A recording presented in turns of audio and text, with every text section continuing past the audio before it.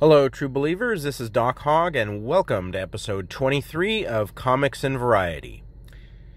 If you like this channel, please do subscribe, hit the notification bell to stay up to date, and of course, hit the like button. Before I get started with my Netflix movie review today, I'd like to give another shout out to my friend Jeremy Lott, otherwise known as Our Boy Great Lott, and his Indiegogo comic book, Movie Men, Crowded Theater. There are many ways to describe Our Boy Great Lott, and modest is not one of them. However, the goal he set for himself with Movie Men actually is pretty modest. Only $2,000, and he is already 86% of the way there with about 18 days to go.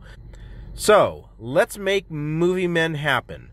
I'll provide a link to the Indiegogo page below, and if you have yet to purchase a copy of it, please do so very soon. Okay, let's take a look at the Netflix movie Extremely Wicked, Shockingly Evil and Vile, starring Zac Efron and Lily Collins, and directed by Joe Berlinger. Let me start by saying that if you have to make time to see this movie, do so. I really thought that it was excellent, very well done, and it is really worth your time. Let me start by addressing one of the wider criticisms against this movie, which is that it doesn't spend any time on Ted Bundy's victims.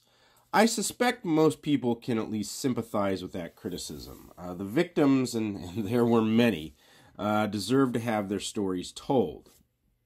But let me defend that decision on the part of director Berlinger here. First of all, the Ted Bundy story has been, pardon me for using this term, this phrase in this context, but it has been beaten to death. It has been looked at by, I don't know how many documentaries, how many movies, news stories, etc. So the director and producer of this film had to do something different to make this film stand out, and by focusing, by taking the focus away from the victims, really until the very end of the film, is just one way to make it different. But let me also say that I think that's what makes this movie so effective.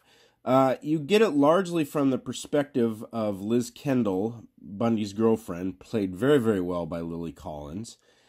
And through her, you see this likable, charming man in Bundy, and the actual murders are left to your imagination.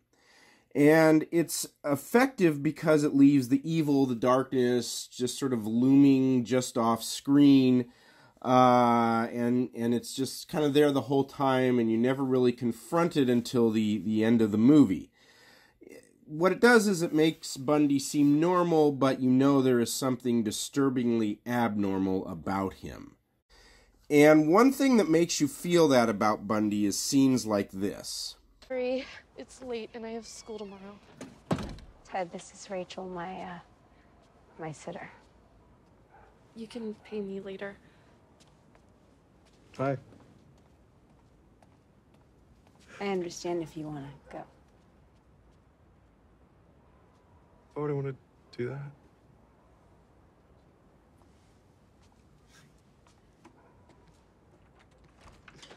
Come in.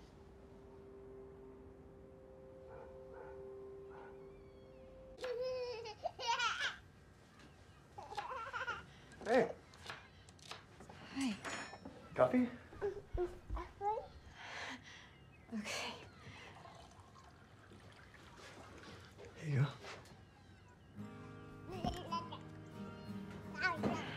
Good morning. You look so pretty sleeping. Just, I didn't want to wake you. Hey. Want to tell Mom about breakfast? Making omelets, found some bacon. Do you like pancakes? I think what Zac Efron is doing here is purposeful, at least I hope it is. He's giving off these displays of emotion, particularly joy, that just don't quite seem genuine. They are off a little bit. And I like that because if you read up on psychopaths, they do something called mimicry. That is, there are emotions that psychopaths can't feel, So to look more normal, they figure out how to mimic them.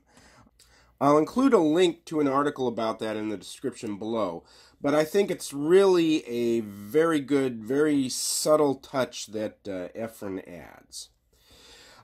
Here's what else I like. When we questioned him about the crimes, he declined to have an attorney present. He asked not to have counsel. That's right. Object. He's lying. You need to trust me. Chapman, please continue. You need to do your job. Then he asked, but it malfunctioned. That's why that part of the tape cuts out. What part was that, Detective? His confession. Do something. What did he say in his confession? He said he was a vampire. Objection! I also move to have the detective's entire testimony stricken from the record on the basis that the word surreptitious should automatically disqualify anything masquerading as evidence, being that it's synonymous with secret, stealthy, clandestine, sneaky, sly, furtive, concealed, and hidden. Your Honor, is he allowed to keep talking? No true evidence should, could, or would ever be described in such terms. Your Honor, the jury. The objection is sustained. The jury is admonished to disregard the witness's testimony as it pertains to the alleged confession.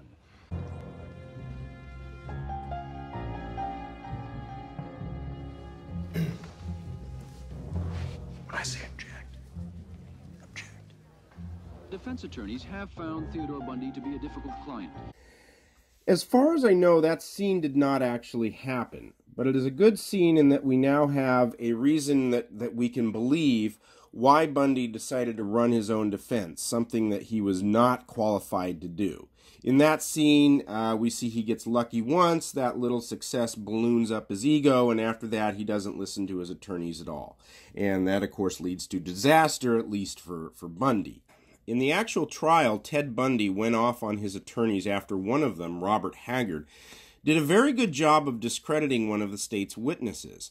I suspect what happened is that Bundy did not want his attorneys to cross-examine witnesses. Bundy wanted to do it, and then when one of his attorneys insisted, and the attorney actually does a very good job, that just irritated Bundy all the more, and then he gets up, in front of the court, calls his attorneys incompetent, and Haggard walked out. Throughout the trial, Bundy thought he was capable of running his own defense because that's how psychopaths are. They often have delusions of grandeur. Their opinions of themselves are not really grounded in reality. And the great thing about that scene is that it sets up his delusion that he can run the defense, that he is more qualified than his attorneys. And that's something that feeds into his already overblown ego. Had the director portrayed it as it actually happened, it wouldn't have come off as probable. You'd come off thinking, why would Bundy not respect his attorneys now? They're doing a good job. What's his problem? This way you figure, oh, okay, he's, he thinks he can do a better job. He got lucky once, and, that feeds into his ego and his delusions. Finally, the last scene is phenomenal. A very intense scene between Bundy and his girlfriend Liz, and Efron and Collins pull it off beautifully. I'm not going to show any of it here. You'll want to see it in its entirety. It is intense, it is chilling, and one thing that makes it that way is that this is the first time in the movie that you see Bundy attack one of his victims. I think if the movie had shown us that sort of violence before, we might have been inured to it by this final scene. But since it didn't, it makes that scene just that much more powerful, that much more shocking. Also, there is a sound effect in that final scene that is really creepy.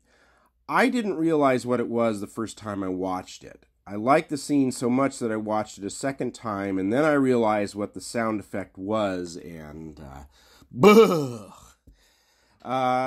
that's just, in my opinion, that's just quality filmmaking, folks. So make it a point to see this movie. I think you'll really enjoy it. Okay, that music means that it is time for Hogg's Headlines, all the news that Doc Hogg wants to report on. Dateline, take the keys to the lawnmower. A Florida man is facing charges of driving under the influence after he crashed his riding lawnmower into a police car Saturday night. The Haines City Police Department said 68-year-old Gary Wayne Anderson crashed his riding lawnmower into a police car, and Anderson told the officer that he was drunk. Officers said Anderson was unable to complete the field sobriety test and said his demeanor ranged from laughing to aggressive. After Anderson was taken into custody, he reportedly accused the police of poisoning him and asked to be taken to a hospital. Police said that Anderson's blood alcohol content registered .241, more than 3 times the legal limit, and that he also had cocaine in his system.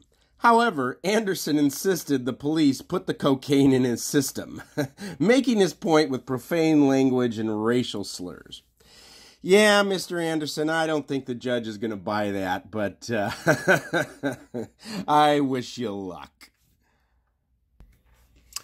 Dateline Toy Story.